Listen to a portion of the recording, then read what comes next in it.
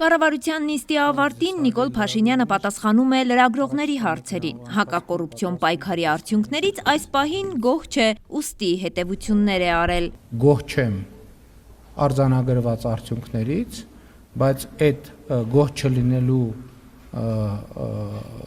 իրադրության մասին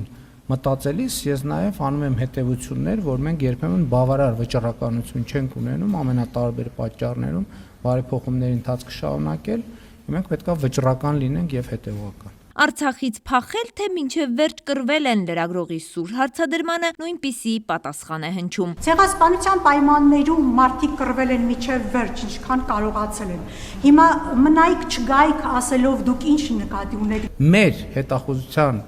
եւ ոչ միայն հետախուզության ունեցած տվյալներով արկա զենք զինամթերքի ես տոկոսներ ասեմ կարող եմ տոկոսային ճշգրտությամբ գնահատվել,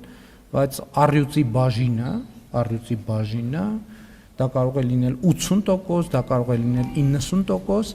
մնացել են ձեռք չտված։ Արի, լսում ես ինձ։ Անդրադառնալով գնահատականներին, թե Լեռնային Ղարաբաղում ցեղասպանություն է տեղի ունեցել, Փաշինյանը հորդորում է զերծ մնալ նման ձևակերպումների մրցավազքից։ Բավարար է արդեն մեր ժողովրդին սնենք նոր ցեղասպանությունների մասին տվյալներով։ Եվ ընդհանրապես այդ ցեղասպանությունների մրցավազքը պետք է դադարեցնել։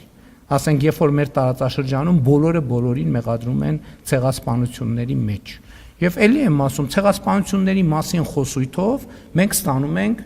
կամ դժվար է ասել, որից հետո է եղել, ցեղասպանությունների մասին խոսույթով մենք ստանում ենք ցեղասպանությունների մասին խոսույթ, վերադարձի մասին խոսույթով մենք ստանում ենք վերադարձի մասին խոսույթ։ Հակոբ Ասլանյանի վերաբերյալ 3 տարածված տեսանյութը մեսիջ է կուսակցականների համար, որ բոլորի դեմ կոմպրոմատ ունեն։ Լրագրողի տեսակետը Փաշինյանը չի կիսում։ Ես այդտեղ որևէ կոմպրոմատի բան չտեսա եւ մուննաթի բան չտեսա, նիստ է տեղի ունեցել, տրվել է հարց, տրվել է պատասխան։ Եվ դա դրվագ է քաղաքացիական պայմանագիր կուսակցության վարչության նիստից եւ կարծում եմ պատեհ պահի ճիշտ որոշում է կայացվել, որ մարդիկ տակից գլխից խոսալուց առաջ մտածեն իրանք այդ խոսելու լեգիտիմությունը ունեն թե չունեն։ Ինչ վերաբերում է մեր կուսակցությանը, հենց ներկուսակցական դեմոկրատիայի արտահայտությունն է նաեւ այն, որ այդ մարդը տենց կներեք արտահայտությունից տակից գլխից խոսում է, դա էլ է դեմոկրատիայի արտահայտություն։ Հայաստանի Հանրապետության վարչապետը հրաժարվում է այսպես կոչված պատմական արդարության վերականգնման օրակարգից, ընդգծելով, որ այդ օրակարգով գնալու դեպքում Հայաստանն առերեսվելու է նորանոր պատմական անարդարությունների։ Ես կարծում եմ, որ պետք է արդար իրականության հետևից գնալ եւ ոչ թե պատմական արդարությունը վերականգնելու հետևից գնալ, որովհետեւ մենք ինչքան գնացինք պատմական արդարության հետևից, այնքան առերեսվելու ենք նորանոր պատմական անարդարությունների։ Եվ ես պարտքս եմ համարում սրա մասին տեղեկացնել մեր ժողովրդին, կիսվել։ Ընդդիմությունն է ուժեղ, թե վարչապետը ընտրությունները ցույց կտան, բայց իր ուժեղությունը Փաշինյանն իր լեգիտիմությամբ է բացատրում։ Եթե դուք այդքան ուժեղ եք, կարող եք ասել այդ որ երկրի, որ մայրաքաղաքում ու որ մայրաքաղաքի, որ հրապարակում եք հայտարարում, գոչում, միացում եւ Արցախը Հայաստան է եւ վերջ։ Շնորհակալություն։ Իմ ուժեղությունը իմ լեգիտիմությունն է եւ ես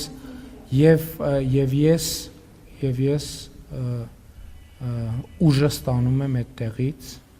եւ դա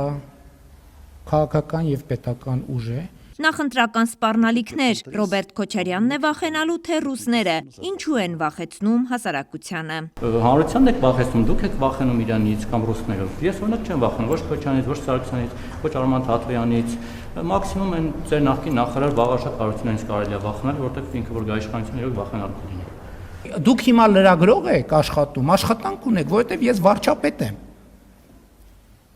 Որովհետև այն մարդիկ, ովքեր ձեզ ֆինանսավորում են, իրանց պետք է դուք որ գաք այս միկրոֆոնի տակ կանգնեք, ասեն դոշ ծեծելով ասեք, ման, ինչքան վիրավորական,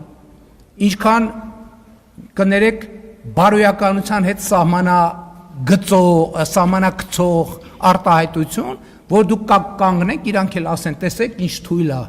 ծնոտին չտվեց։ Դուք ֆայլաբազարում գնալու եք կանգնեք, որ օրվա հաց վաստակեք։ Ունեիք ծնոտին ստանում էիք։ Հիմա նախ դուք նախկինում ոչ մի անգամ Հայաստանի ղեկավարի ուղիղ եթերի ժամանակ չեք կանգնել եւ տենց բաներ չեք խոսացել, ձեզնից ոչ մեկը ձեզնից եւ չեր էլ կարող խոսալ։